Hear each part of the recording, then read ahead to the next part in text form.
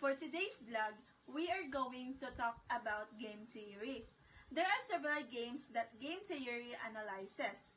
The most well-known example of game theory is the prisoner's dilemma. And how game theory can be used as a model for understanding the behavior of firms in an oligopolistic market. Game theory helps us understand oligopoly and other situations where players interact and behave strategically.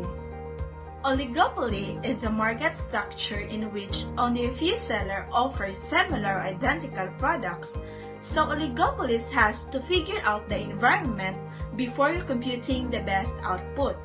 Figuring out the environment when there are rival firms in your market means guessing what the rival firms are doing and choosing a best response.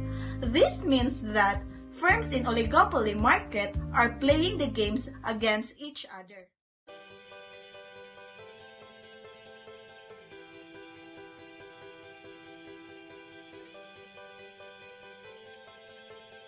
Prisoner's dilemma is a specific type of game in a game theory.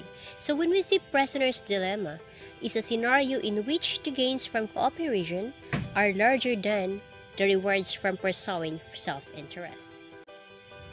So now let's go to the game. In economic sense, firms in an oligopoly market play a game with each other to try to achieve economic profit. The prisoner's dilemma goes like this.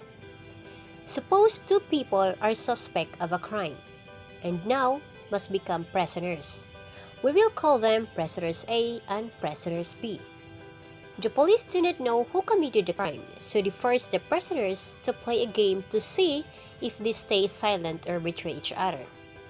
And now we assume that the prisoners are not friends and do not know each other. This is the rule. Each prisoner is placed in an isolated room, and the prisoners cannot communicate with each other. So each prisoner is told that they are suspected of committing the crime and are told the following.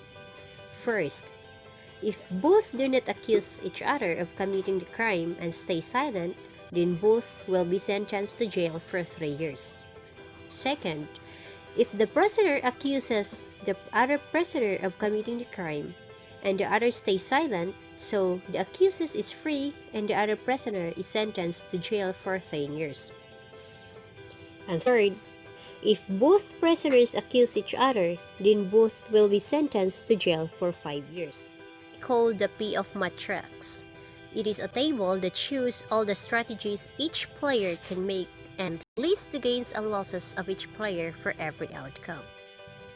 So now let's look at the optimal strategy for prisoner A.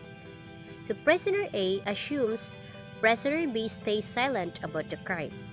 So if prisoner A chooses stay silent, so 3 years in jail. If accuses, so 0 years in jail. So the best choice is to accuse prisoner B. In case number 2, prisoner A assumes prisoner B accuses. So if prisoner A chooses stay silent, so 10 years in jail. And if accuses, so 5 years in jail. So whether prisoner B stays silent or accuses, prisoner A best action is to accuse. Prisoner A stays silent about the crime.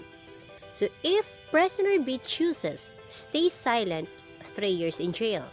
If accuses, 0 years in jail. So the best choice is to accuse prisoner A. In case number 2, prisoner B assumes prisoner A accuses.